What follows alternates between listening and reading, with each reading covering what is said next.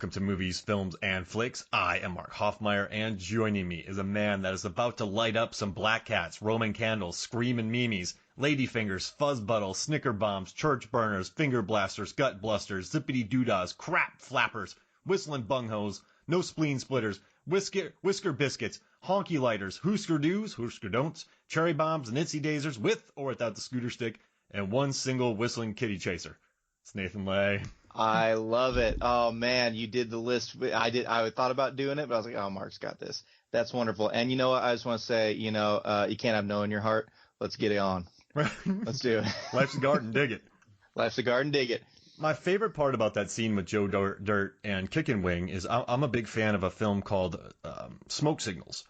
It was written by Sherman Alexie, starring Adam Beach. It's one of my favorite movies ever made. I love it.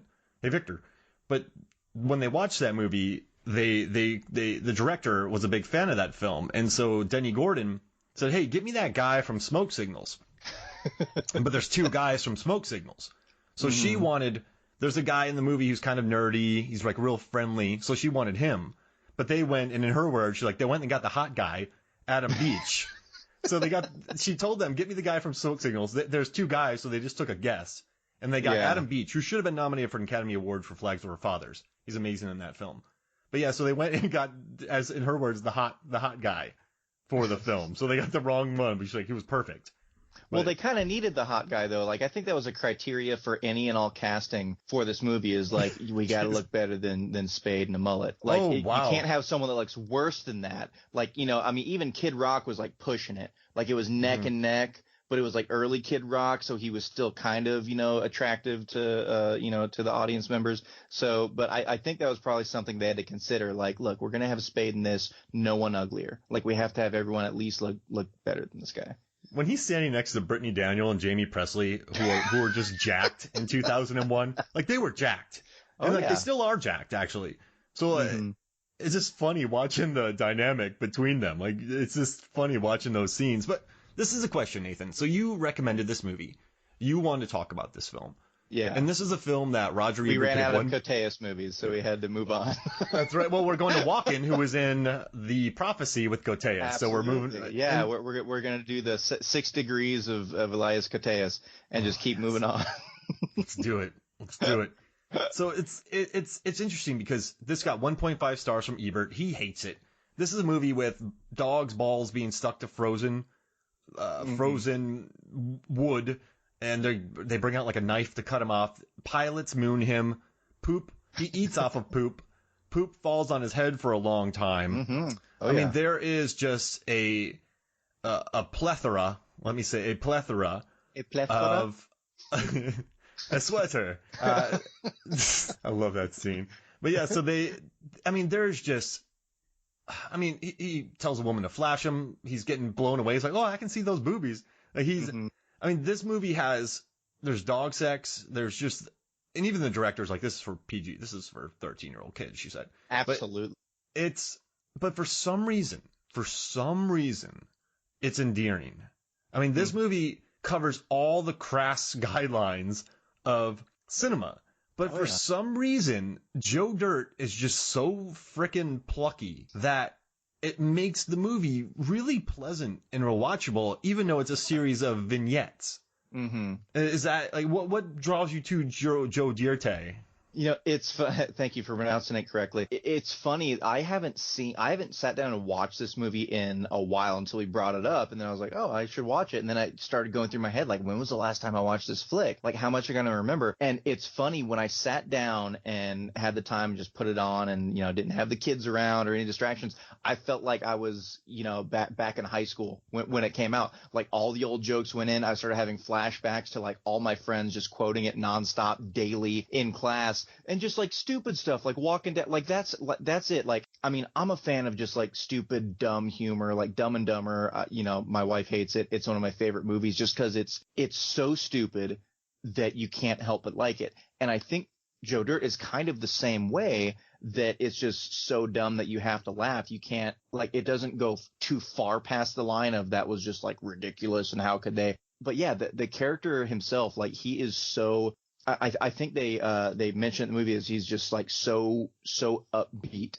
Like it's infinite positivity. And I think that with a character like that, regardless of the movie, if he's the hero, if it's Captain America where he's always looking on the bright side, or whatever, if it's this white trash loser that got abandoned by his parents when he was 8 years old, but is always like looking to help other people, or like the grass is always greener, things are gonna look up. When he's talking to himself in the mirror in the bathroom at the very beginning. You just got to keep thinking positive, man. Can't have no in your heart, blah, blah, blah. Yeah, there's something very charming about a character like that doesn't give up, that won't say no, and is always like, it's going to turn around. It's going to be fine, even in the bleakest of moments, and staying true to yourself. He's got the mullet. He like every other scene, he's in like a cut off crop top. Just like he has his own style. He has his things that he loves. He has all this stuff. And as much as everyone in the movie says, this is dumb, you're stupid, he doesn't care. This is who he is. This is what he likes. And he's not going to let anyone bring him down. And that is something very, just good, wholesome about that. He is stuck in a well, in a Silence of the Lambs ripoff. And in the well, he writes Joe Dirt rules. I noticed that. Yeah, Joe Dirt rules. All he needs is his auto trader, and he's happy. Like out of everything, like does he know that he's gonna be flayed, and like his skin's gonna be used, or he's just trying to? That's it. He's always trying to help someone else out. Like maybe just him being in this well somehow makes this guy happy. So okay, I'll do it. Just give me an auto trader. If you need to be happy, this is what I need to be happy. It's little tradesies, I love that they worked out a deal, Nathan. He's like, what about my end of the bargain? So that means he argued with this man to have him give him an auto trader. An argument happened between these two, Buffalo Bob and Joe Dirt, that they negotiated for an auto trader. Yeah. And it was something that Joe just would not let up, and to the point of just like infuriatingly annoyed. Even if just to shut him up, because he was probably singing Skinner down in that well. It had a nice echo chamber, the acoustics down here, and you couldn't not hear it in that house, I'm sure. And I'm sure it was nonstop of him just, I need this and do that, and why don't you do it, and your dog's over here, and I'm sure it was just like, shut up, here's this stupid 12-cent magazine, here you go. And if it made him happy and gave Bob peace of mind, and then ultimately got him, some sweet Dirte leggings, then, I guess that was a small price to pay. Oh, man. I mean, yeah, it's such a weird scene, and it doesn't really need to happen, but it just keeps showing him moving on with his life. I mean, so he goes through some weird adventures. So, when he's a kid, he starts living in the woods. Then when he's 16, when he gets the turd bomb, or turd meteorite, he goes into town. And then he meets the person with the dog balls that he scoops up. He meets Brittany Daniels' character. Then Brandy, yeah. Yeah, then he works for the tooth marketing. He gets blown away. Then he works in an oil rig. Then he passes out from pesticide. He goes for an Indian tracker. He pretends that something's a bomb, but it's just poop on him for a minute. Then he's living in a boiler room. Then he works at a fair. And I'm a rebel. Balls to the walls. Yeah, just that's like my favorite line reading in this movie. You forgot the best one, Gator Farm. Oh yeah, he worked at the Gator Farm, man.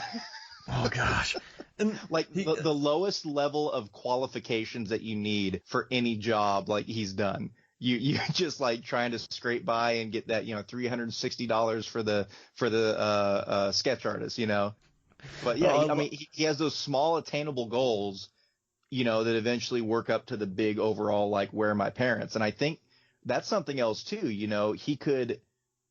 Anything that's huge like that, like I have to find my parents, can be so overwhelming and just disheartening, and can, where do you start? But for him, it was like, okay, I found this meteor, I'm going to cash it in. I did this. I found this dog, I'm going to help him. I got, it's just those little things that, worked him out to get him where he needed to go.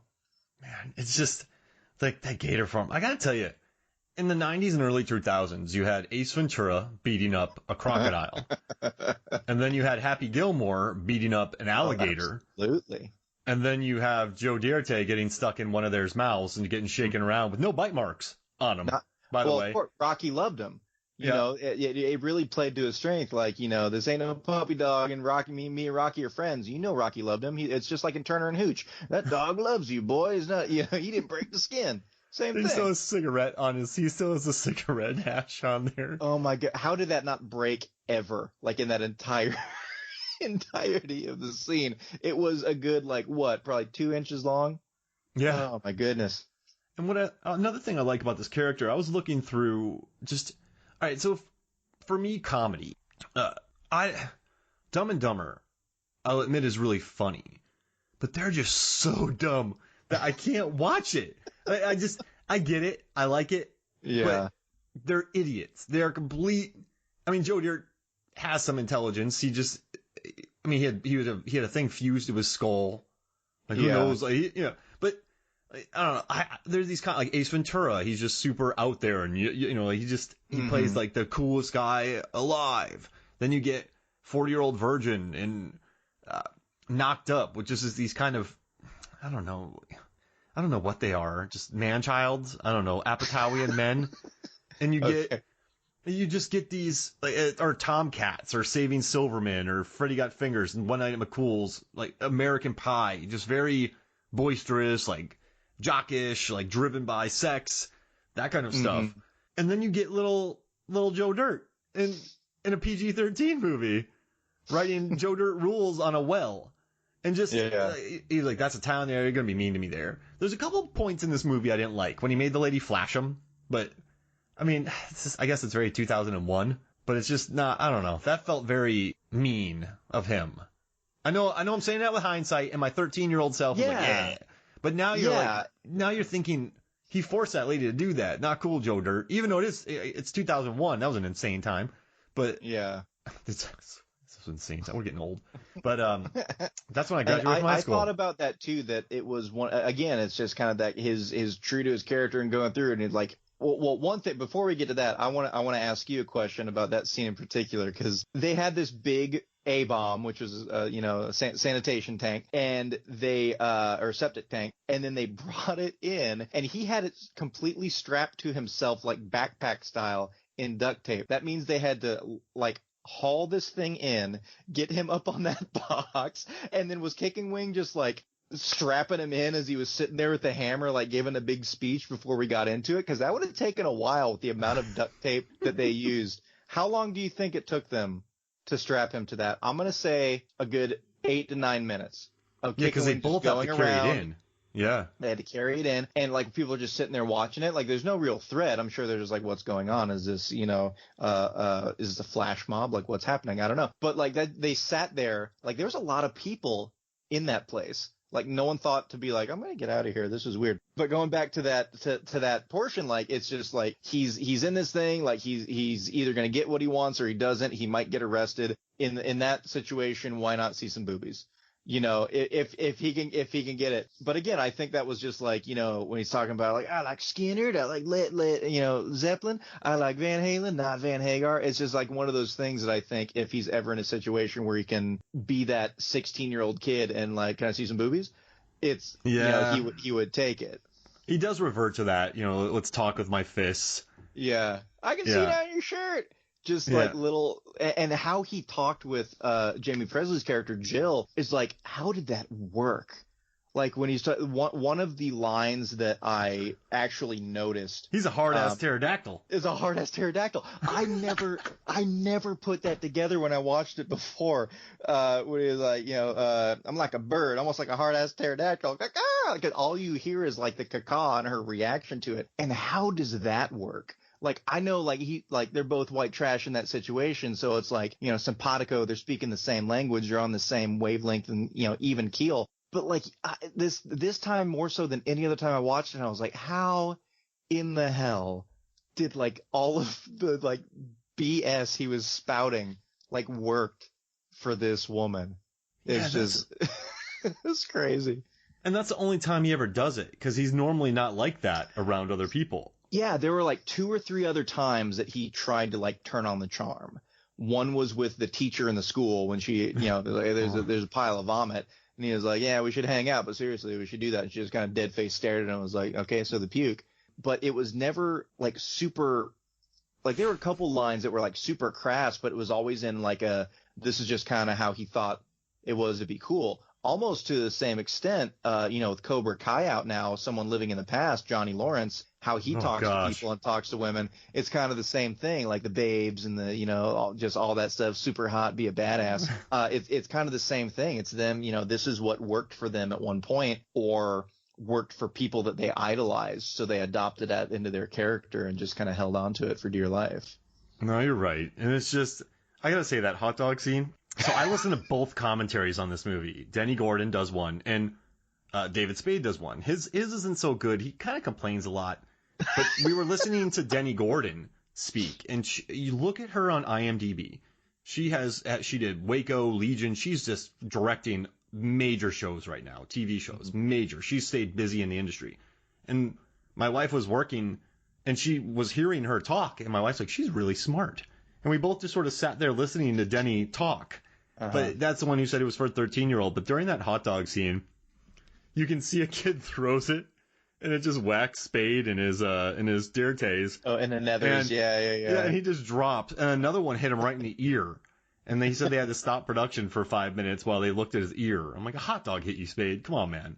Yeah, man up. There were certain scenes. The hot dog scene was one of them. When the septic tank gets cracked open, and just his reactions. Like, one, I think, how long did they just let the cameras roll in this scene, especially with that gunk getting all over him? And number two, how many takes did that require? How many angles did they have to do, and how many times did he just have to get covered with the poo? Well, interestingly enough, they only had 28 days to shoot this movie. And so they had a budget of around $13 million. Now, so I've worked on sets before, and I've done indies that have gone 28 days. But, I mean, we're talking one location. Yeah. It's just, that's not a great example. This is a under $20 million movie that had to finish in a little over 5 weeks. That's nothing for the amount of locations they were at. They had Dennis Miller for 1 day. They just put 3 cameras on him. So Denny admitted to scenes where 1-2 takes. So that poop thing was 1 take. The hot dog was a couple more because they had to clean him off and do more. Like they had to bash him from different angles because the camera would have caught him. But I think that was the one that took more angles because they had no time. They had no money. They wanted to go to the Grand Canyon. They didn't have enough money for it, so they went to Horseshoe Canyon in Utah. It's just, they went everywhere that was 2 hours from LA to make this movie in 28 days. That's crazy. Really, yeah, and it's really funny that you say that because I saw something after I watched it and I was looking into it that with that amount of time they had one big setback for one particular scene. They were the two Joe's parents. It was actually supposed to be Roseanne Barr and Gary Busey, which is nuts. And when I read that, I was just like I was trying to imagine it in my head. And the one question that I came up with was Busey gonna don the mullet? And if that was so, I really want to see that. Like how different that scene would have been, even if it was just Busey that was in it. Like that would have been worth the price of admission, anyways. But what I saw is that Roseanne, basically delayed them for almost a full week before she completely just dropped out off the face of the planet and forced them to recast. And with you saying they only had 28 days, I was like, wow, what a big pain in the butt. What a kind of a-hole move. Yeah, nightmare. That they had. That was crazy. But it also, I noticed. But they brought in Fred Ward, our homeboy. Exactly. Tremors. Yeah, absolutely. But it was funny and once I read that, something clicked in my brain. So when I was watching it for Spade in particular, with how he looked and how the wig was set up, he just looked different. The facial hair was or everything. So if they were moving along at a steady pace and trying to get things going, and then there was a block of time where they couldn't do this scene with him and they had to recreate and get him back into his white trash, facial hair, that could have definitely been something that, took away a little bit from that scene for me, just because I was like, oh, something looks off, you know? And sometimes he has stubble when he's only supposed to grow hair in certain spots. It's just, that's what happens. Yeah. And what's interesting? The director, she said something really funny. She's like, I couldn't really focus on filmmaking because I had to focus on the joke, and we didn't have much time. So this is I did a So I Married an Axe Murderer episode, and Mike Myers and the director had huge fights on the set because the director wanted to use a dolly, or he wanted to use like different motion. He wanted to make it look more theatrical. But Mike Myers just said, no, no, no, no, no. You know, they say, like the camera should, when someone's telling a joke in a movie, you should always have both eyes on the camera. So if you're shooting a dolly shot where people are walking, you don't have both eyes on the joke. So I think they just had to hurry. I think sometimes they forgot about continuity. Those three ladies, the college girls that are listening, they had the same clothes for 3 days. And it's just, they had no time. Yeah. And so, and you know what's interesting? Spade and the writer paid for Chris Walken to come act on set. So in the commentary, he's like, yeah, Pascal wouldn't pay for Walken, so we just paid for him. But then they saw the dailies, and Amy Pascal, that the head of the studio, paid him back. Oh, that's good. That was something that I wondered too, as I was like, you know, this has a great cast with everyone in it, but you know, it's always that, you know, almost any movie that he's in, they're like, how did they get Walken? Like, what was the thing that brought him in? And then I thought about it that, you know, how many times did he host SNL? And he had to have developed those relationships, even if, you know, not just with Lorne Michaels, but probably the rest of the cast. And so I'm sure they had a little bit of an in with him just at the get-go to be like, hey, we're doing this movie. Because then he shows up in things like, you know, Click with Adam Sandler and other, you know, other SNL members that maybe he just, you know, it's nostalgic for him doing the shows because just watching him doing like the Continental and things like that, like he's having such a good time, or the Cowbell, just whatever that he would probably jump to do things like that again. Yeah, and also probably on set for a couple days. Yeah, they probably one or two taked him. He got his dancing in. And it's a fun gimmick. He's a janitor and Walken saves everybody, but then he's wanted, and then he changes his name to Gert B. Frobe, which is Clem the Gert, which is the best name ever. He was actually a Bond villain, and then Walken was one too. But yeah, they just paid him. I think they reached out to him. They wrote a nice letter, and Spade went into his wallet to bring him in. But that pays off because you're watching The Animal. So I looked at other 2001 movies. And I was thinking about the ones that have sort of become cult classics. You have Super Troopers. We have Brian Cox in there. God.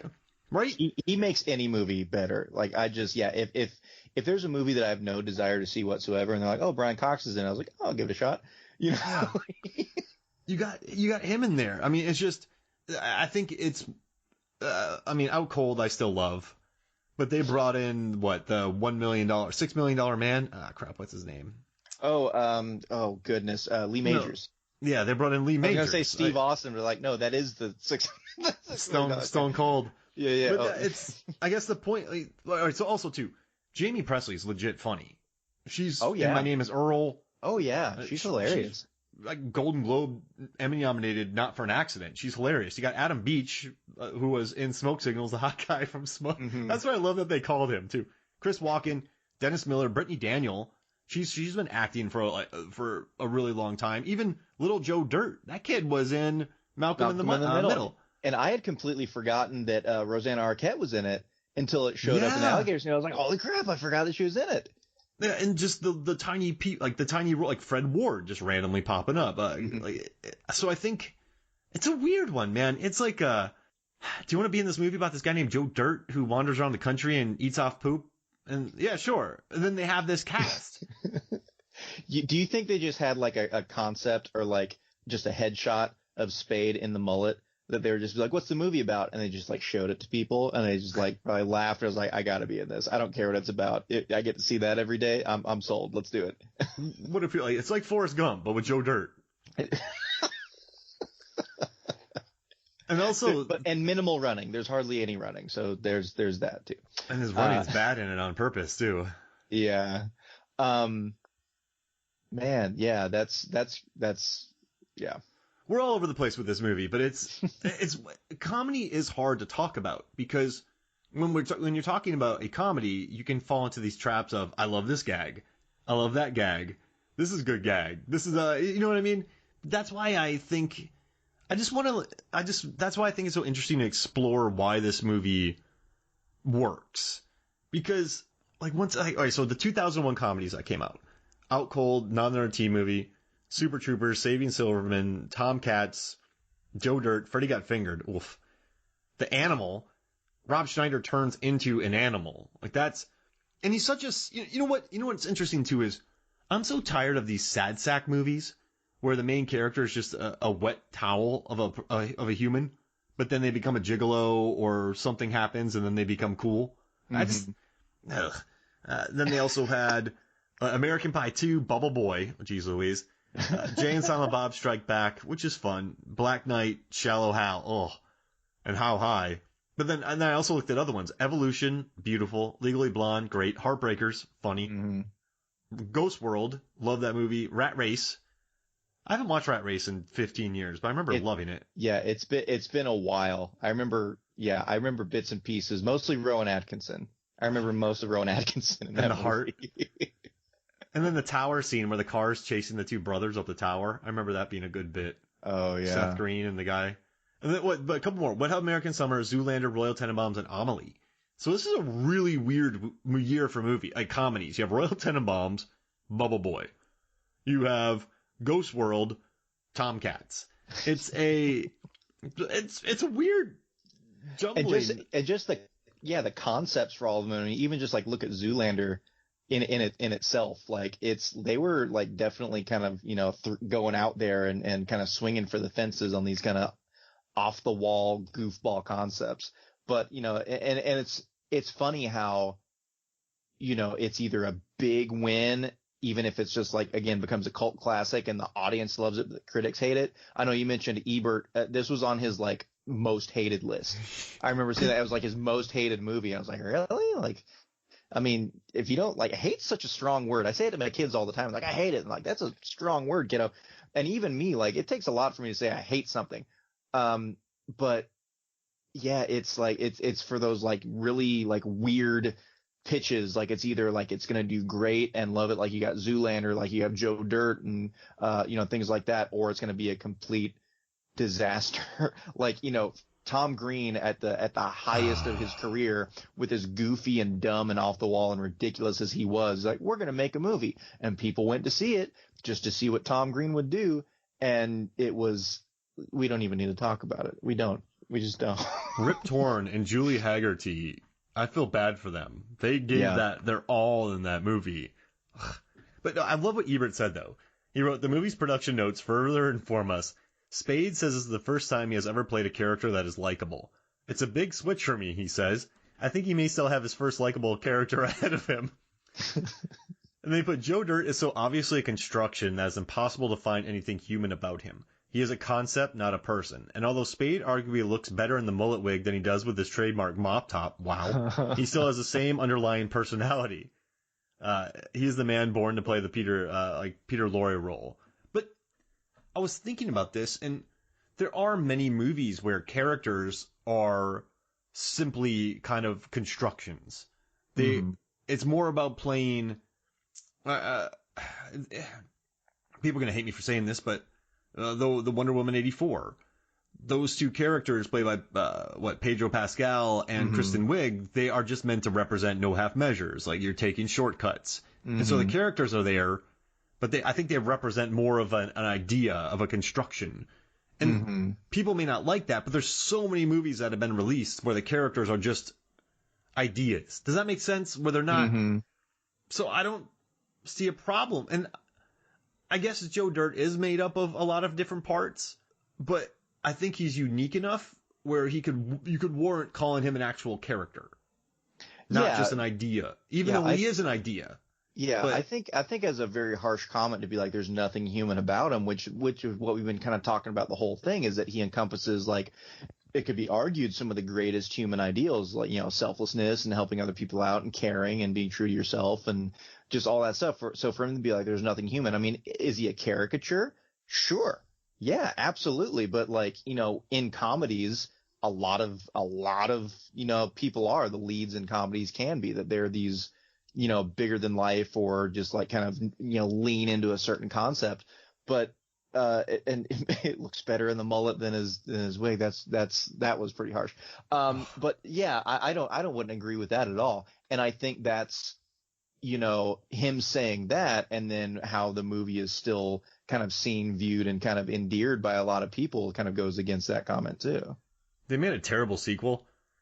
Not terrible. Yes. I hate saying that word. They made a sequel, and I tried to watch about 15 minutes of it. Mm-hmm. Yeah. And you know what I think it is? I don't think people understood how good of a director Dennie Gordon was. And I know the script by David Spade and Fred Wolf was good, but Dennie Gordon, really, I loved her commentary. I have so many notes about what she had to go through on this. But like, she does Jack Ryan now, Goliath. She did Bloodline. I mean, Power, Kingdom, Under the Dome, 12 Monkeys, Hell on Wheels. She did a bunch of Burn Notice. Hey, our boy Bruce Campbell. Yeah. Royal Pains, Kate. But I think she's just a... I gotta mention Hell on Wheels too. I love that show. That's such a good show. I don't know. I think she did 30 Rock. I don't know. Grounded for Life. She did a bunch of The Practice. Ally McBeal. So I don't know. She had been there, done that. She had done a lot of TV. She did Dawson's Creek, Dangerous Mind, Picket Fences. But yeah, I'm reading it. But I think bringing her in as a director was perfect because she did a ton of Tracy Takes On too. But you move so fast in TV. So I've worked on TV shows where it's just bah, bah, bah, bah, bah, bah, bah, bah. So maybe that's why they entrusted her with the 28 day shoot, a TV director coming in just knowing what to get. There's scenes where when Adam Beach and David Spade are talking, she's like, yeah, I had a dolly on the side and another camera in front of them just so I could get the scene quick. Like, she knew exactly what to do. And I don't know. I think that's why this movie... mess around. Yeah, we got a deadline here, people. And the movie works. And I also think they wanted to make it R-rated in the beginning, but then they said PG-13. So there's many moments in this movie that there's jokes in this film that had to be cut out, and then it makes remember that scene with the dog's humping his leg? Oh, yeah. That's not really a joke. It's just the dog humping his leg, but it was supposed to go further, and it had to get cut. So Spade was complaining about how they had a lot of jokes, but then they became non-jokes because they got cut for the PG-13 rating. I think it would have taken away from the movie if it had gone a little bit further. It would have taken away from the good-natured, soul of Joe Dirt, even if it wasn't things that he was necessarily doing, because, looking at that when he's up there, hey, you show me them boobies. And if they had showed like an actual shot of some boobs, I think it would have, taken away from that a little bit, just for the fact that they've showed it, because he has this kind of, childlike nature about him. And I think that plays into it. They show me the boobies and everything else, and he's obsessed with the cars and trying to find these things, and it's just I think I'm kind of glad knowing that they didn't go for the R, and the hump again, the childish things, the dog's humping his leg, it didn't have to go beyond that to just be what it was, and make a couple people chuckle, even if it's just that he'll stop dumping, or he'll stop humping when he's finished. It's like makes you cringe a little bit and chuckle at the same time. Because he's not Stifler, Joe Dirt. He's not, it's not an R-rated movie. Yeah, no. Not at all. You can't, I just can't see you having that. And I don't remember quite so I was working in a theater when this came out in 2001. And it was a weird year for film, but I think I just remember thinking that it was oddly pleasant, this movie. I kind of walked out, and I was like, hey, that was kind of nice, right? Was that nice? Did we just watch that? Like, does that make sense? It just seemed like and it was dumped in April. That's never a good spot to put a film. But it just seems, I don't know. I was expecting something much more stereotypical. Yeah, I think it was a pleasant surprise, because if you see like the poster, even of just like, Spade and the mullet with the mop and everything else going into it, or you saw the trailer, you didn't really know what to expect from the movie. And I know we talked about this the other day, about just like having low expectations going into any movie, so that you just kind of try to come in fresh and with an open mind. And I think this one is a big kind of proponent of that no one, if you go into something not knowing what to expect, you just kind of take the movie for what it is. And this is a very likable, enjoyable, just fun ride that you could just, there wasn't a whole lot to complain about, because they were just trying to make you laugh, even if it was dumb or stupid. I mean, I think the stupidest thing that was just like why in the movie was when he fell asleep in the fumigation tent, and there was just that very quick, it was like 5 seconds of when he was just like high and out of his mind, and he was sitting in the sink and the air popper was going, and he had the lipstick that he like drawn over himself, and he was like doing something with the with the sock, and he had the dust buster over his over his crotch, and it was just like that was just enough of like going a little too far, but it was also 3 seconds. So, it was, I think it was a good balance, everything about the kid, like there's nothing to dislike about him. And I think that going to the R rating, making him more crass, even if it's just that he said, shit or whatever, and just like was a lot more vulgar in his language, I think that would have taken away from the likability of his character in general. I mean, Left's Garden, dig it. Yeah, exactly. And just like all these cliche little things, like everyone hates a cliche, but there's truth behind it. And if someone is like just saying like they live their life by those cliches, like it's a little oh God, the word I'm looking for. But he has to do that, naive, right? Yeah. It's definitely naive, but it's that balance of being naive but also being positive all the time, always looking on the bright side. Yeah, this is a kid who never went to school, never met his parents, so he probably does have little mantras, right, that he just sort of lives by. Mm-hmm. Yeah, for sure. While he eats his French fries. Oh, brother. Hey, so how about this? I just made a Kid Rock joke, so let's take a quick break, and then when we come back, we will talk more Joe Dirt. We'll talk more about the trailer trash, wig wearing, acid wash, jean loving, rock concert, t-shirt sporting hero. Boom. We'll be right back. Welcome back to Movies, Films, and Flicks. And during the break, you reminded me of a scene about talking about David Spade actually acting. Well, there's a scene where he was with Dennis Miller. It got to an emotional beat, and Dennis Miller just started making fun of David Spade. He's like, "Are you acting right now?" And I guess Dennis Miller started laughing so hard. He still hasn't watched the movie. He was laughing so hard. To watch it. He's like, "Yeah, I heard about like a dog meteor falling on a dog and stupid stuff." But I don't know why I gave Dennis Miller a southern accent. But it's funny though. Joe Dirt drops a tear and acts a little bit, and Dennis Miller's just making fun of him the entire time. But I just thought that was funny. So David Spade was trying, and he had Dennis Miller in the room with him, just going. Yeah, I love it. He did well out of everything. Like it's a fun romp. It's David Spade being David Spade and cracking jokes. And later on in the movie, when he finds out that Robbie marries Brandy, or the big reveal, and he's doing like the you crying boy, you crying. And there's that goofy I'm not crying thing. But then you have it when he's in the recording studio with was it Xander Kelly, and they call Brandy, and she reveals like your parents are dead, Joe, and he actually has like I had to take myself. Like I had to sit there for a second, but I was like, Spade's acting now. Like he's doing pretty, like this is convincingly good. Like good on you, David Spade. That's another thing that I was going to mention too, speaking about things forgotten of like why this movie, did so well, or like why it's endeared or things like that. Spade has had an interesting career, but this was, I think this was the first thing where he just like stood out on his own, was the lead, had like everything, and like made it good. In SNL, he had a lot of characters. He did a lot of really funny things. There was the flight attendant, the babai, that was funny. There are things that you definitely like, oh yeah, he did this, he did that. But he was kind of in the shadow, especially of Farley. They did Tommy Boy and they did Black Sheep and things like that. But this was the big one that I think everyone was kind of rooting for Spade.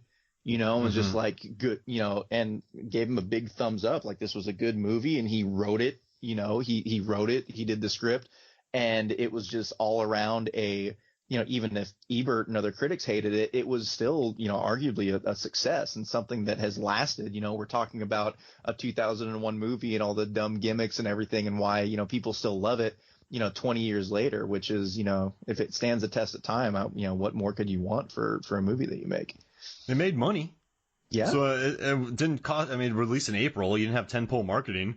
Yeah. So it pulled in close to 40 mil. And listen, here's the thing. I understand the 10% tomato meter score. I do. I really do. Because I do. But I also understand the 63% audience score, which, and get this, on Rotten Tomatoes, the audience score is 63% and 323,633 people have rated it. Dang. 63%. So it has a fan base, man. And I absolutely. I guarantee you that there's a lot of 4 or 5 stars in here, and then there's a lot of 1 stars. So I don't think so. Maybe I would do it, but I would never leave a 3-star comment for Joe Dirt. Does that make sense? Right? Yeah, it was okay. It's one of those that you love it or you hate it. Just like, my wife, Dumb and Dumber, hates it. She's like, it's so stupid, I just can't. And she likes slapstick and just, kind of dumb comedy that you just have to laugh at. But for whatever reason, that movie just doesn't do it for her. I, on the other hand, I will, maybe it's my fault that she hates it because I will quote every single line, whether she tells me to stop or not. I just can't help myself. Same thing with like Billy Madison and Happy Gilmore and things like that, which again is kind of similar to the Joe Dirt stuff, where it's so dumb sometimes and the characters are just so oblivious at certain moments, but there's that good natured, part of them. That's what draws me to it. I love Sandler, but Billy Madison I find oppressive to watch, even though I love it. Happy Gilmore. When I think about Happy Gilmore, I think more about Carl Weathers. Or that one guy had a beard. No, he didn't. Or Shooter McGavin. I don't think much about Happy because he's just so angry the whole time. I think I like You Don't Mess with the Zohan a lot because Sandler's just a pleasant character in it. He's Scrappy Coco. He just wants to cut hair. It's maybe that's what I'm drawn to. Goon I love because of Sean William Scott's character. I think he's full of heart. But I don't really care for Stifler. So I think what speaks to me is just the character of Joe Dirt. So let's do something real quick. What are your 5 favorite moments of Joe Dirt? So you do your 5th, I'll do my 5th. We'll work our way down. I couldn't rank them as far as like favorites or not. So I'm just gonna go down the list that I did. And I know we mentioned this before and critics hated it, but it's just a funny gag and it makes you wince. The nuts frozen to the porch. It's such a, that was the start of their whole relationship between him and Brandy, and everyone else is just like Charlie with frozen nuts to the porch. And maybe it's just me, having the veterinary side with what I do in my job, that whenever that dog stands up and it just stretches out, it just makes me wince, but it's funny. It's so dumb that it's funny. So I think that's definitely one for me. They had an extended take where she was bringing out egg beaters and stuff to try to get him off, and they were both kind of thinking, how stupid is she? She brought a fork out. Was garden shears. It was that's quickest way, sure. Just bam, done. But consequences. Get a little thing, a fork. Yeah, what? No, ouch, again. So. My 5th is I know they had to do it because of budgetary constraints, but there's a line where Joe Dirt has to pick up Jamie Presley's character, who might or may not be his sister. Oh my gosh, I'm your sister. Jill and Joe. But he takes her back to the fair that he met her at. And I just love what she says. She's like, I love that you took me back to the place that you asked me out at. It's just a very random little question, but it's smart. I think it's funny. He has no money. He can't go anywhere else. So of course he's going to take her to a place where he works. But I just love her comments. And she said it not meanly, but just, I love that you took me back to the place where we first met. It's just like where I was at earlier. It could have easily been delivered as an insult in that. And it could have for the different takes that they did. I had a lot of fun, even though back to the carnival that you work at. It could have just been that low blow thing, but it came off as a kind of a nice, surprising comment. I think my favorite line reading of the movie is when she goes, balls to the walls. It's such a... Balls to the walls. That's such a great line reading, though. I love that. She puts some barbecue sauce on that one, or whatever Joe Dirt likes. She put some Auto Trader on that one. Nails it. All right, so what's your 4th? We may double up on some of these, too, but the whole septic tank on his head and then the wash it, I got the poo on me. It's just, again, it's so dumb, but it makes me giggle. I can't help but laugh whenever you see it just going on. And again, when he's just like, is it done yet? How much is in there? They just tried to like just keep it going as long as they could. So those bits of kind of real moments and reactions that come a couple times in the scenes that come up really are really fun to see too. All right, number 4. This is a crass. Maybe it's not even funny, but it's just so random. You think Christopher Walken has been killed, Gert Beef Probe or Clem, and he's underneath a sheet. And Joe just starts talking about Brandy, right? He starts talking about Brandy. And or it's his wife. He's talking about it. Oh yeah, his wife. Go meet your wife in heaven. Yeah, that's what it is. And I don't want to go any further, but we realize that Clem is alive by something. It's not rigor mortis. Yeah, absolutely. It's just such a stupid joke. But every time it comes on, I'm like, that's Christopher Walken. Like, obviously, that wasn't him under that sheet. But it's just Christopher Walken is in that situation, and that's how he realizes he's alive. It's just so bad, but I love it. I'm glad it got brought up because that's my number 3 that I had written down as I'm sitting here trying to scribble on there, that moment, because he's sitting there just like trying to like, be sweet and like and a little bit crass. Like this is one of the most like more crass moments when he's talking about, his friend's dead wife's boobs. The nice pert rack and legs go on for days. And as he's going on, you hear Walken under the sheet just going like, just like giving yummy noises. Oh man, it makes me feel bad to laugh. And the other thing that I thought was really funny is he's like, yeah, I'm pretending to be dead. They're relocating me, doing all this stuff. They had his pack of cigarettes with the gold lighter right next to his head. Like Clem was just like, I'm going to do this thing, but I need my smokes. Like, don't leave my smokes inside. You got to bring them with me. That's great prop work. I love that scene. Yeah. Oh, yeah. I dig it. All right, so that's my face hurts talking about that stupid scene, but it made me laugh, so I'm doing it. All right, that was my 3. What's your 3? Oh, okay. It's my number 1 is Joe Dirt rules on the side of the wall, but we've already talked about that. So I'm going to try to cover something. Okay. This to showcase Joe Dirt's luck. So they put him at an oil rig. They give him a job that he should not be doing because he's a tiny human. Mm-hmm. And later on, when everyone's eating lunch, he asks the guy, "Hey man, can I eat your apple core?"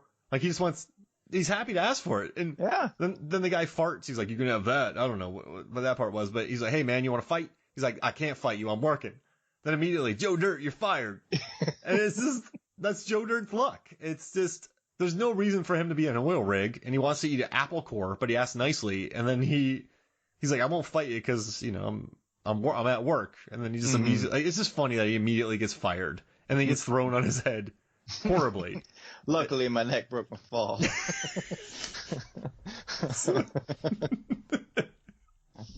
I'm telling you, I don't care. There's little moments in this movie, and maybe, do you think it's nostalgia that we're like, because when I saw this movie, I was 19. I was 19. Yeah. Do you think it's just a 19-year-old? I mean, I was 6 years older than the target audience. Yeah, I was 2001. I was 16. Yeah, I was 15. I was 16 when it came out, and it was just it hit that just like goofy, sometimes raunchy thing.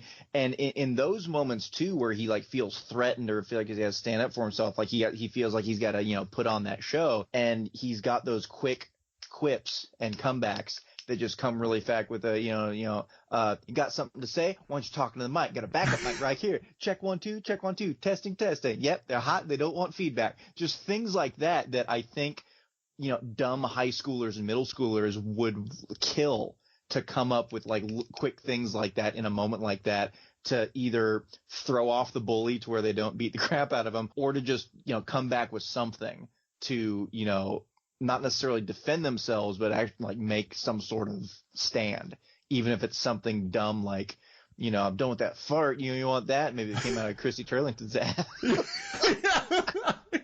He said that so quick. Just, that quick stuff. So I think that's something else that, brought people to just like, anytime you have someone, I mean, Kiss Kiss Bang Bang, Val Kilmer's character is so quick with everything too, which makes me love that movie so much, is because of all the things. If you looked up idiot in the dictionary, what would you find? Picture me? No. Definition of idiot. I love that. Just like stuff like that. But Yeah, it's just and yeah, he can't catch a break. Just another reason. Like I gotta get back to work. I'm gonna get out of this whooping. Just kidding, you're fired. Well, gotta take it like a man. My neck broke it, and he still fights. There's a Yeah, weird, he still tries. there's an interesting unearned confidence to the guy, and it's not a braggadocious confidence. It's not a overwhelming confidence. It's not a man-child confidence. It's not Apatowian.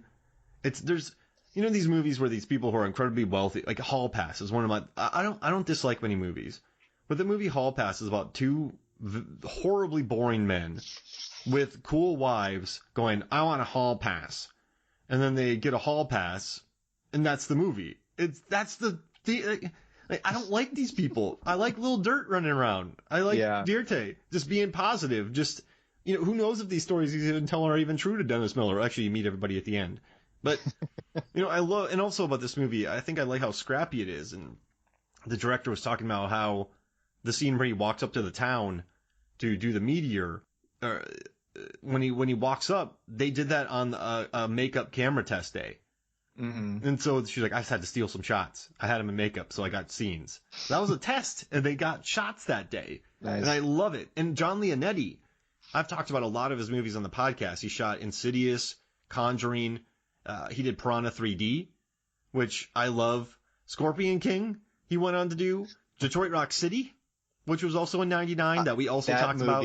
That's another one that I can't, like, it's dumb and it's goofy and it 100% more crass than Joe Dirt, but I love it. Oh, yeah. So, and then he also did Mortal Kombat, which I've talked about a lot. Oh, yeah. He did Hot Shots Part 2, and Child's Play 3. I mean, he did The Mask as well with Jim Carrey. So this guy had done some comedies. So he understood, John Leonetti understood where exactly to put that camera. There's not many wasted shots in this movie because they didn't have time, but I think they just brought in pros. Listen, I have, where are my notes at here? I wrote some notes down. He eats on poop, there's poop on head, there's incest. Like there's just so, like, dogs humping legs, there's dogs having sex, there's dismemberment from the guy losing his foot. But it's by the guy who shot Detroit Rock City, The Mask, Mortal Kombat. It's the director. She had a lot of experience on SNL. David Spade wrote it. He had written before. You bring in all these talented co-actors or co-stars. It's just a successful little cheeky movie. And my problem is you can't, as a critic, for me, I can't watch the 40-year-old virgin Joe Dirt and Royal Tenenbaums and rate them all on the same quality, right? Mm-hmm. Because how you have to rate, okay, this is a Wes Anderson film. This is what this is. This is Joe Dirt. This is what it is. And I think for what it is, Joe Dirt is a good little movie. Mm-hmm. If that makes sense. Yeah. It's hard to, in that sense of like giving, critics have a rough job, man, trying to give ratings and recommendations. And when you have Joe Dirt against Royal Tenenbaums or like whatever, like how do you take two movies that are so different that are gonna appeal to so like different audiences and say, well, this one's better. Well, why? Like why do it's just I mean, and things like Rotten Tomatoes and the differences in the audience and the critic scores shows that. Like I think there's a certain amount of people just that are going to say, I loved that movie just if a critic says that it sucked, because there are those people that are going to say, well, you can't tell me what to think. Who the hell are you? I'm going to like this just because you don't. There's going to be that kind of stubborn. Well, look at what happened with DC. We were working Comic-Cons during a lot of these movies that came out. And you could see the Marvel fans with a lot of hubris, with their chest puffed out. Yeah. And then you had the DC fans who were just, you don't understand. You don't understand. And then Marvel fans are just, Well, and it's funny because, I have a very good friend who adores all the DC movies for what they are. Like, he's not going to compare them to Marvel and say, well, they did this and they did that. Like, I am not a big fan of Batman versus Superman for many reasons, but he adores it. He loves it. And he actually sat me down the first time I watched it. He's like, you have to watch the director's cut. Don't watch the regular. Like, this is, out of the two, this one's better. So base it off of this. And I will say that I'm glad I watched that. It's not my favorite. There are things that I really just like didn't enjoy, but having someone sit down and be like, this is the better option. This is this. Here are the problems that, might come up, but just take it with a grain of salt. Just watch it and enjoy it. It's good to have that. It's good to have someone that absolutely loves something to introduce you to it. Because if someone just rags on it, again, you're going to have that expectation of, well, this is crap. Why am I watching it in the first place?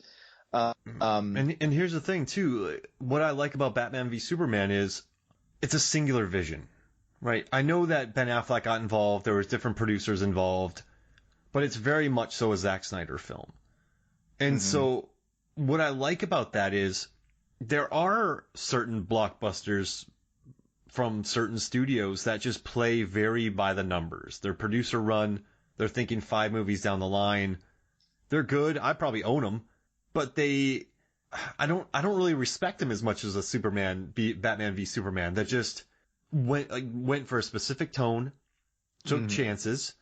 All the actors love Zack Snyder, Gal Gadot, Momoa, Amy Adams, Ben Affleck. They all get his back, and so I guess I respect some of these DC. Like Aquaman's one of the craziest things I've ever seen in my life. It's insane. He brings endangered animals into battle and they get murdered when he has a kraken. I mean, it's horrible, but it's so insane. I almost respect it. It does. Yeah. I like movies that take chances more than really safe pictures. Yeah. Shoot for the moon, but don't jump the shark. Yeah, exactly. And even if it does jump the shark, at least I can say, man, that thing tried to shoot to Jupiter. Yeah. Like that thing swung. Yeah. And it missed, but boy, was that an experience. Does that make sense? Yeah, for sure. I'm not saying Joe Dirt was that, but it's singular tone and different kind of antagonists, I think, make it memorable. And that's why it had a really bad sequel. Yeah. Well, also, when you wait, I think it is 100% true. If you wait too long, like if you have a movie, you got Joe Dirt, you had Super Troopers, you had Dumb and Dumber, that were huge and great, and Boondock Saints. And at one point, you try to recreate what made it so likable and the magic that had that first time. It's not genuine anymore. You're trying to base it off of what was and recreate it, which you can't do. Like it almost seems fake then, So it's hard, trying to do a sequel to a movie 20 years later. It's just and trying to get the majority of the same people back if you can and recreate that chemistry and the life and just everything that made it so special, so goofy, so unique to begin with, and all of a sudden like we're gonna do that again.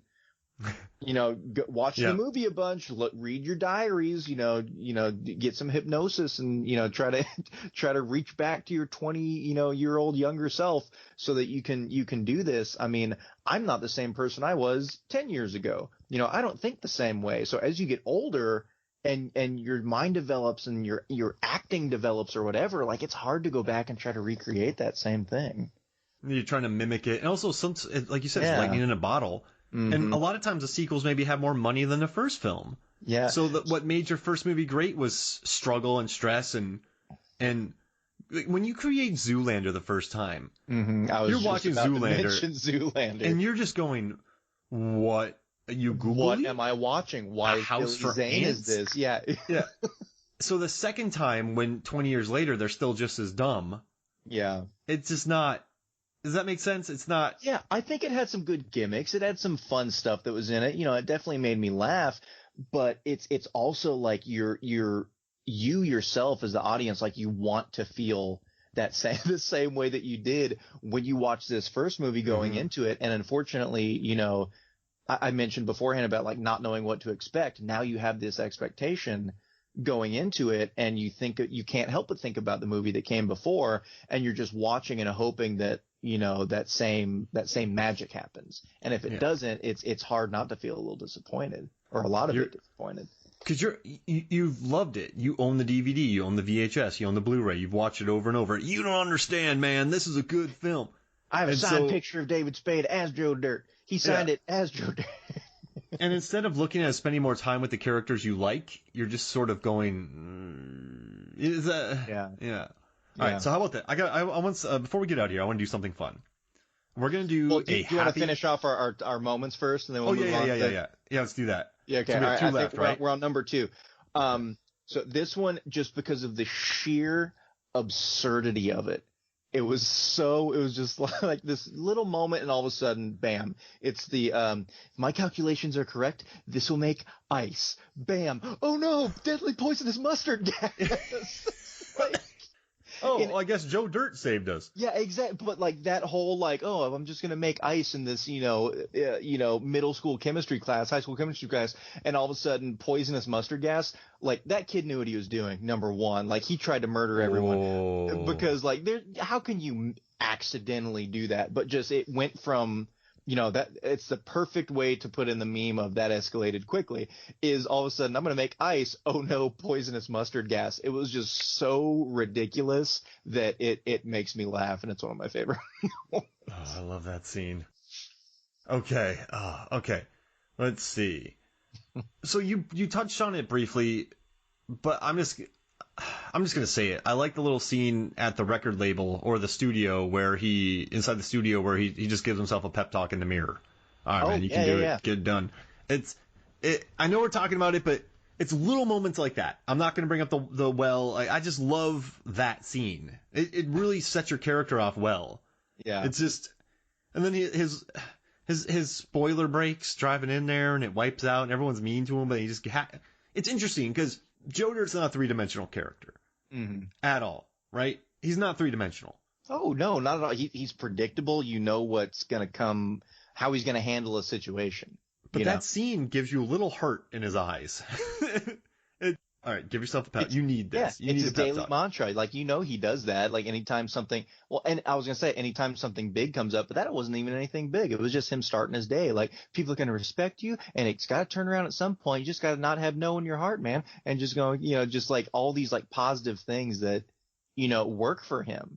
And, if no one else is going to tell you, you got to tell yourself, you got to believe yourself. My dad, one of my dad's favorite sayings is, if you don't brag on yourself, no one else will. And I think it's one of those moments that, yeah, if people are kind of down on you and, the world's pooping on you, you got to rely on yourself to pep yourself up and listen to yourself. Oh my gosh. That's a powerful statement right there, man. I love it. I like that too. If you're not going to prop yourself up, no one else will. Tim Leahy coming in with the wise words in 2021. If you're not going to brag on yourself, no one else will. That's right. I hate when. Yeah, never mind. All right, go for it. What's your number 1? All right, number 1. So, without a doubt, Walken is my favorite thing about this movie. It's just you can't not love him in the stuff that he's doing. If you don't, you'll get stabbed in the eye with a soldering iron. That's exactly it. When he's just going through and he's having his little dance moment and going through and he sees the reflection of himself and he can't help but go through this script and be like, oh hey, sorry, you're speaking to me all wrong. You got the wrong tone. Do it again. I'll stab you in the face with a soldering iron. Hey, let me ask you a question. Does your mother sew? Bam! Get her to sew that. Like that's his like escape from this. Like how he can be himself, right? And if it's only in that, again, looking in the mirror, the reflection, he saw his true self, and he had to like get that out in order to, relive the lie. But I do wonder in takes like that, the soldering iron comes up later on. Was that scripted, or did they just say, Chris, go to town, do whatever you want? And if that's like the case, how many other takes and like wonderful lines, did we not get to see and did we get to miss out on? You got to let Chris be Chris, right? Exactly. I don't see Look at any of his movies, and you can't direct this man. You just kind of let him loose. You unleash Walken. You don't try to contain that. All right, so I think you're gonna like my number 1. Okay. I love all the magazines. So when he becomes famous, he's on the cover of Mullet Monthly, and it's like making bedhead work for you. Yep. And then there's another. Wasn't the name of the magazine was Stuff? I wrote it down on a piece of paper. I can't find it. But it's just, or Dang! The name of the magazine is Dang! And it's just him on the cover of it. And that's something that he asked the prop department to do. And there's also an article that says Family of Rats found in Joe Dirt's wig. Yeah. And It just makes me happy. It was a magazine Mullet called magazine. Dang. It was he was on Auto Trader. There was like a full novel. Like it was a thick book of like just Joe Dirt sayings.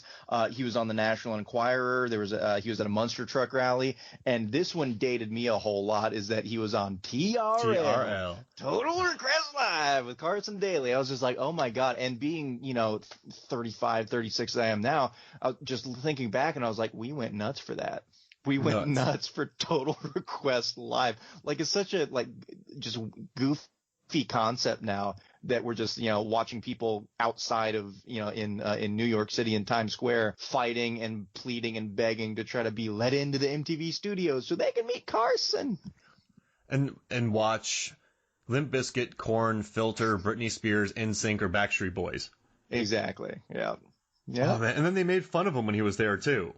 He's like, he's not attractive enough to be with Brandy. Isn't that what it was? Oh, yeah. We took a poll, and 66% of people didn't think you were attractive enough. 4% of people didn't think you were attractive enough for the dog. Way to be a dick, Carson. Thanks, buddy. Yeah. Oh, thanks, man. Dang. Yeah. Oh. All right. So how about?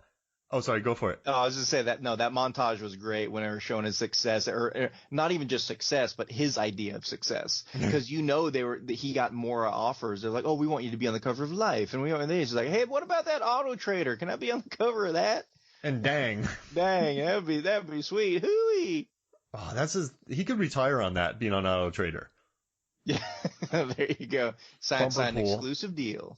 Bumper Pool Monthly. Remember when he asked the guy, hey guys, you want to play Bumper Pool? No. All right, so here's what we're going to do. We are going to do a Happy Madison draft to close this out. Oh, now, yeah. The big thing is we can't, I'm going to say it right now, no Grandma's Boy. Okay. And no Sandler starring movies. No Sandler starring movies. Okay. So we got to do the side movies of Happy Madison. Not Click. And movies like that. So I will give you first pick since you're the guest. Okay, goodness gracious, man. And you can pick this movie too if you want. Yeah, I'm going to. We mentioned it earlier, and it was one that you didn't rag on, but we mentioned it, and you're like, I just don't know about that.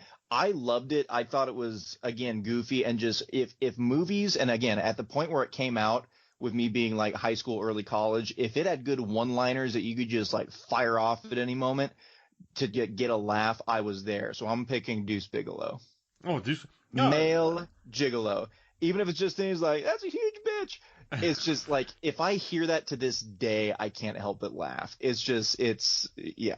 So that's Eddie Griffin's in that, pick. Right? Eddie Griffin is in it. Yeah, he's his pimp. Yeah. He's his pimp. I guess I'll do the House Bunny because I like Anna Faris. I think she's great. Okay. So, I mean, that was a big hit. She headlined a movie. She goes to a college. I've always thought she was really underrated, even though she had big movies. I like Anna Faris, so I'm going with that. House Bunny. Okay.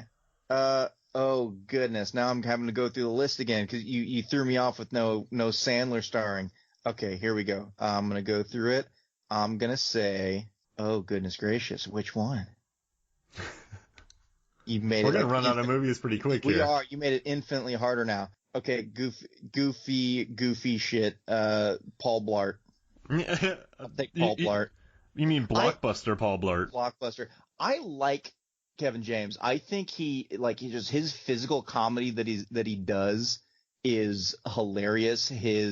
I've seen a couple of his like shorter stand-up bits, and there's one where he's like going through picking out the like just immaculate best greeting card for a situation, and just his facial expressions, like he didn't speak a word, and it was hilarious. And so just like things like that, I give him props. Like his movies are dumb, but so is Joe Dirt. So I mean, that's why it was a success though. I mean, like Paul Blart was a massive success. Huge success. All right, so I really ran us out of stuff. So are we leaving Joe Dirt out of this? Joe Dirt's a winner. No, that can be on there. It's so cheap if I pick it. I'm not going to do it. Let's add in Sandler movies after this pick. So you get the next. You can pick a Sandler movie if you want, but not his favorite ones. All right. So ones. Well, like Happy Gilmore. Okay. Like stuff like not that. the super obvious, like not the beginning. So no, like, okay, no Happy Gilmore, no Billy Madison. Okay, I gotcha. All right, I don't care. I'm doing Joe Dirt. You can hate me if you No, want. get it. That's All right, fine. Joe Dirt. Now you can No. start picking whatever you want. No, that's fine. I was 100% gonna have this one on my list anyways because it's one of his movies that I think kind of gets crapped on, but I think it's hilarious. Is Little Nicky. Oh, Little Nicky is goofy and dumb, and you have Harvey Keitel, and you have playing his dad, playing Satan, and you have Reese Witherspoon playing his mom, and you have Tiny Lister, rest in peace, Tiny Lister, being one of his brothers that's just like the big, Debo going in there and trying to, take over Earth. It's I love it, and it's just so stupid, but so funny. they shove a pineapple up Hitler's butt. Yep. Oh, All it's 12 o'clock. We gotta stop everything. Shove a pineapple up Hitler's butt. Not the little one. No. Oh my gosh. I'm taking Zohan. I gotta do. Is that a major one? Zohan's not one of his major ones, is it? I wouldn't say that's a major one. No, I think that works. I think we're kind of splitting hairs at what's major and what's not major too at a certain point. I guess we know what Happy Gilmore. Yeah. All right. You get the fourth pick. Okay. I'm gonna throw a curveball a little bit because I really like this movie, and it was one of the dramatic ones that he did that I thought was fantastic. Reign Over Me. Oh yeah, very good movie. Yeah, I thought it was great, and also it was funny because the video game that he plays in it, Shadow of the Colossus, is one of my favorite games like of all time. It's a game that you have to be at least semi good at to progress in. But the fact that he was obsessed with it, I think, made me relate to the movie anyway, even more. Oh, yeah. I mean, it's a really good movie. And funny, I'm not going to add funny people. I guess I like him in that, but I'm not doing that. Yeah, he was good. Him and Don Cheadle together? It's amazing. Oh, yeah. All right, let's see. So oh man, I'm going to do, there's a couple movies. I don't care. I'm doing it. I'm doing Hubie Halloween. That was one of my potentials that I was just because of that thermos, Nathan. Just because of the thermos. Gotcha. That thermos, I want. I want that thermos. I need that thermos. So I'm taking that. Now everything's open. Everything. I'm still not going to go Madison, Gilmore, things like that. That's not it. Okay. I'm going to go with this one because it's cute and it's fun, and I think it relates to a lot of people as well. And again, just kind of the good-natured stuff that we've been talking about with Joe Dirt that shares with the character he plays in this. I'm going to go 50 First Dates. Oh, yeah. That's a good one. Yeah. I'm done. You beat me. It's all over. Oh, I don't think so. You say that every time. I think you've beaten every time. Are you still in this tournament that we're doing? Oh, you're up tomorrow. The Bacon tournament? I think I'm up tomorrow, so we'll find out. I think I'm up against a pretty darn good squad, so it might be my farewell. Oh well, the Tooth Squad made it one round at least. Hey, I'm happy my Florida crime crew won one round. I didn't even think that would happen. Right, I will say the comments that I've been getting on that one of people just being like, I voted for you because I have a teeth thing and it creeps me out. So you just hit that button, so I'm gonna get it. You get my vote. Okay. Last one. There's so many good ones here, and I'm saying that unironically too. All right, let's see. I don't like Mr. Deeds. Am I crazy for not liking Mr. Deeds? No, because I'm not a big fan of it either. I think that a lot of the humor in it is forced. I love John Turturro in it, but that's about it. So I almost picked the first Aniston one. Just go with it because it features Dave Matthews picking up a coconut with his butt, and he's dancing with Nicole Kidman, which is insane. But I'm going to go with That's My Boy because it's just a really mean, crass, R-rated film. And it's just nasty. It's about Sandler hooking up with a teacher, and then he has a son who's not much younger than he is. And it's just a bad movie, but it's just, I don't think it's whatever it is on Rotten Tomatoes, so I'm adding that. So you have Juice Bigelow, Paul Blart, Little Nicky, Reign Over Me, 50 First Dates. I'm done. I don't know, Paul Blart might bring me down, man. That gets a lot of hate for just being what it is. Yeah, you're right. Yeah, people hate that movie, even though that movie was a blockbuster, but no one likes it. You do, I do. And then I have House Bunny, Joe Dirt, Zohan, Hubie Halloween, and That's My Boy. Oh, wow. I like it. This is going to be fun. Absolutely. Hey, so any final thoughts about Joe Dirt before we get out of here? You know, man, you just got to keep on keeping on, let's go and dig it. No, I mean, it was very fun to go back and rewatch this again because of the time span it's been since I could remember that I watched it again. And it's just it's especially in the friggin' like crazy world we're in right now where we need a good laugh.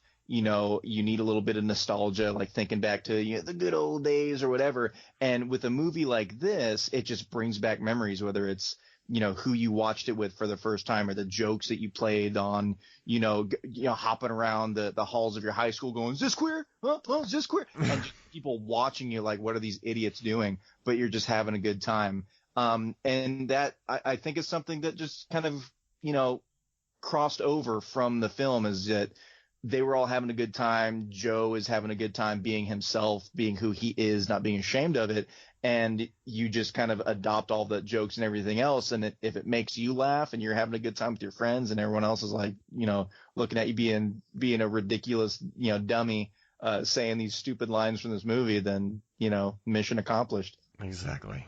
And you nailed it. I got nothing else. I just like the positivity of it. I like Little Joe.